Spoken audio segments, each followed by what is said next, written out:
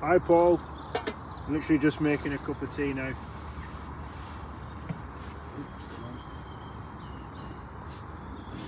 How's it going? You're out on the bank this week? Or this weekend, should I say?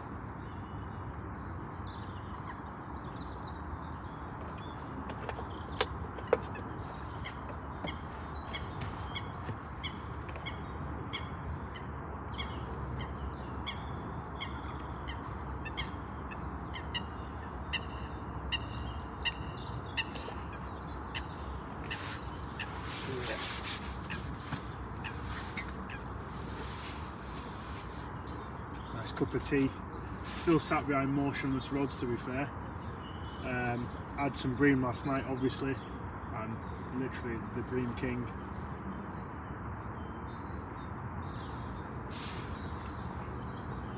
What was that one?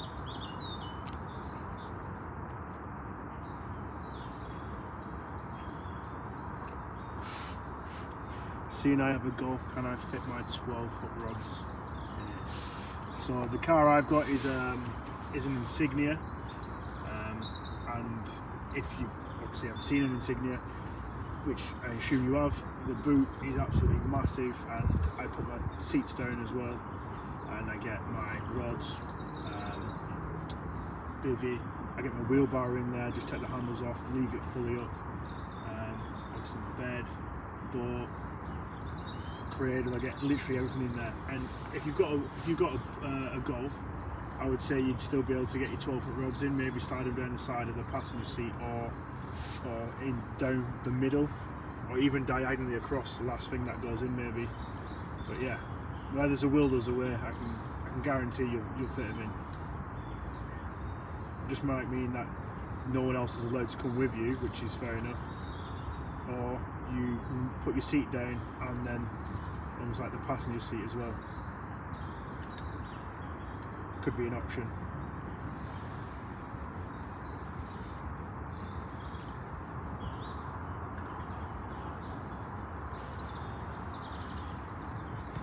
That's it.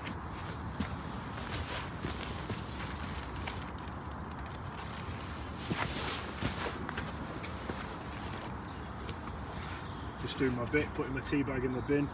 Absolutely breaks me when people leave tea bags all over the swim.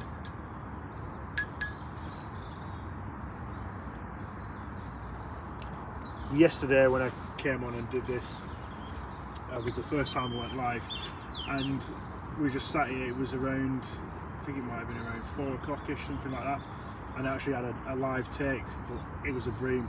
It was just, oh, so annoying. Just the standard beep beep beep on the rods, which are just there. Would be good now if one actually went.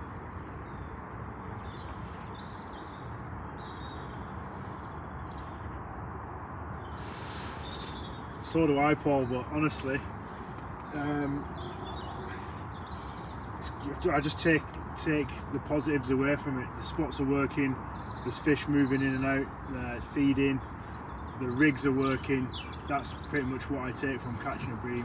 And I've been fishing before where you just get through the bream and a carp will come up. You know, the odds of bream fishing on their own is, you know, it's likely, but it's also likely that there's the odd carp in between them. So if you can just persevere, you know, you can winkle out a carp sometimes. Especially where I am, I've done it before.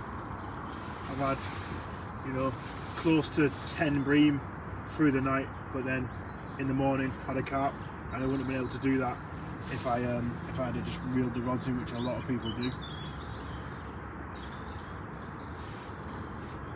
So yeah, it's a shame that the bream are all here. Yeah, that's probably true. But even though, so you're saying that even when I catch a bream, if I'm spodding, I'll still put like 2 spods over it, because I know if there's one bream, there's obviously loads of bream there. So yeah, hopefully you can just feed them off. That's the plan as well. Just enough bait in there that they just move away. I actually watched that as well today. I've seen other films where there's, you know, bream, carp, even catfish all feeding on the same spot with the ducks, everything.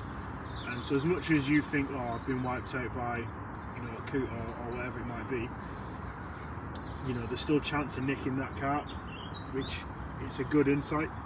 And I seen it, wasn't it? Like the coot went down at first, and then the bream came back 7 minutes later, and by the end of that video, they was all feeding just together.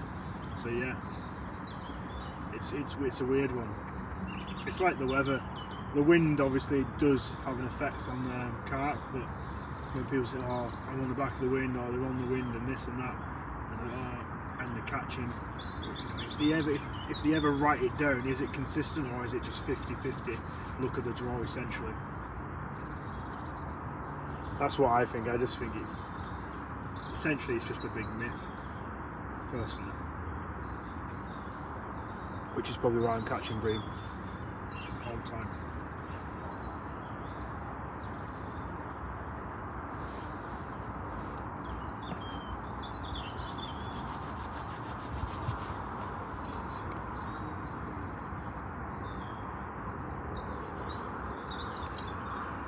So that's a good question, I'll tell you now. So left rod, you can probably see my bobbins on the floor, so that is just in the left hand margin, and then the right hand rod is about, I want to say about 10 wraps out, pretty much. So you can't see, but there's normally a lily bed in front of me, so I'm fishing on the edge of that, and it's like yesterday I moved around here and it paired off almost instantly, but yeah, again it was a bream, but it almost paired off instantly.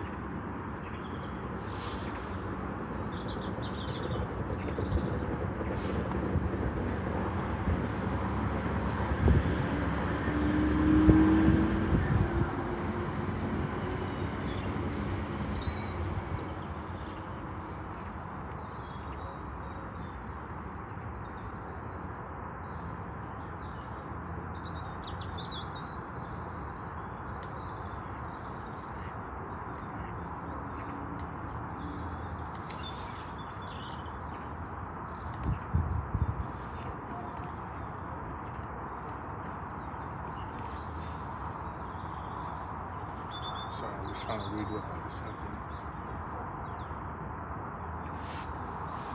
Yeah, so that's essentially what I've been doing today. I've been in the margins. I've even got the infrared thermometer. The water's sat at around 10 degrees in the margins, so that's why I put one in there. And then at night it dropped by 2 degrees. Well, yesterday it was about 9.5. And then it got to about 7.5 degrees the water, so I am fishing probably the deeper part of the water on one of my rods anyway. Yeah, I think it's about 7 feet. I think that's the deepest part of the lake, or one of the deepest parts of the lake. I haven't really, took time to mark all the swims and find the deeper part. It'd be easy if I just got a deeper, to be honest, but it takes the fun out of it. But equally, it would be good to have a deeper and fully map out this lake and the other lake, so you know exactly what's going on. I need a friend who's got a deeper, that's what I need. Or deeper to sponsor me and give me a deeper. I have done zig fishing, and I've landed my biggest carp to date on a zig, but in here there's not much shores, so you can't really see, or if they're in the upper layers or whatnot. It is notoriously hard water, and I have tried zigs in here before with no luck, and I've never really heard of people catching on zigs either. But yeah, I suppose you can't write it off, can you? It's always an option.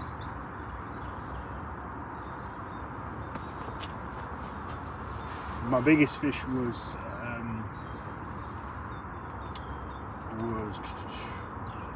in Gigantica on a zig, 12-foot zig.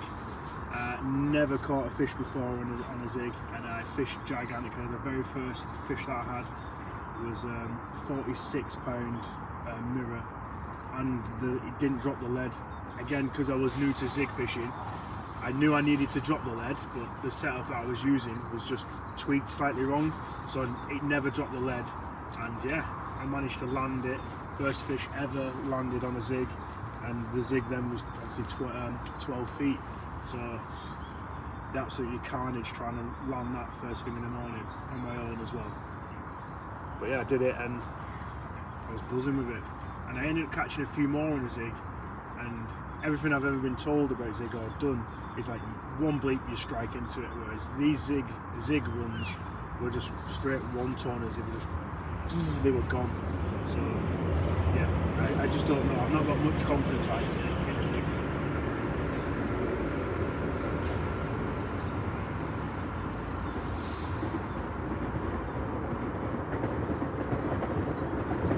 Yeah, good time.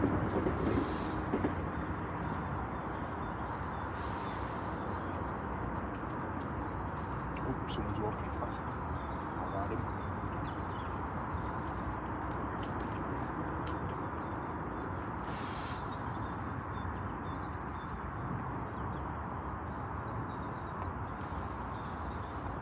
Oh, good cup of tea that. Off the decaf, well sorry, off the coffee. Can't have a coffee at this time, I'll be up all night. Which could be a good thing if I'm catching fish, but highly doubt it.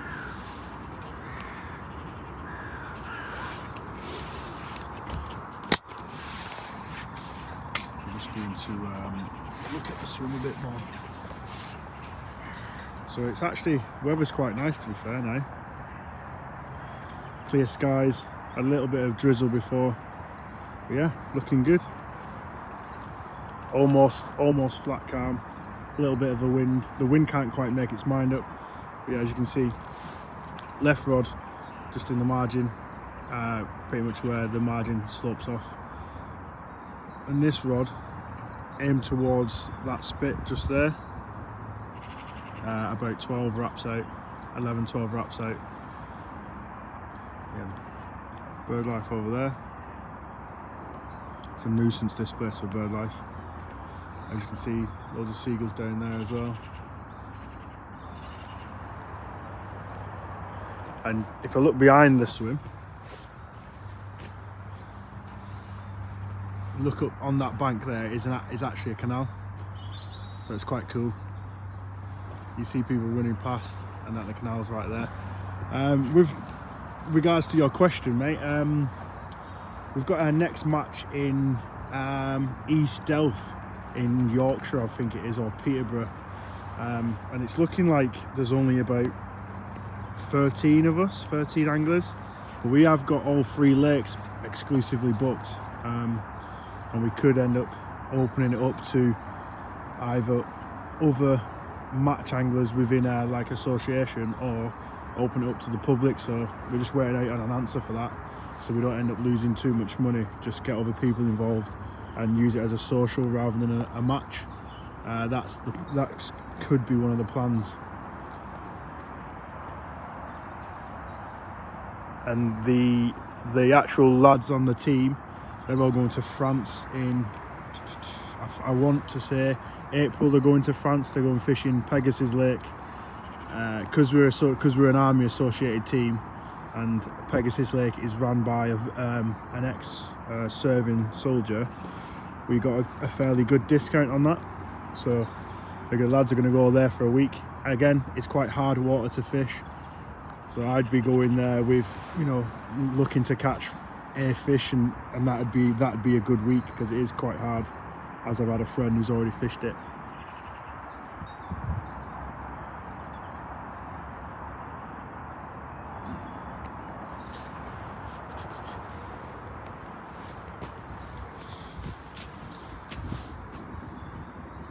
Cheers, Paul. See you later.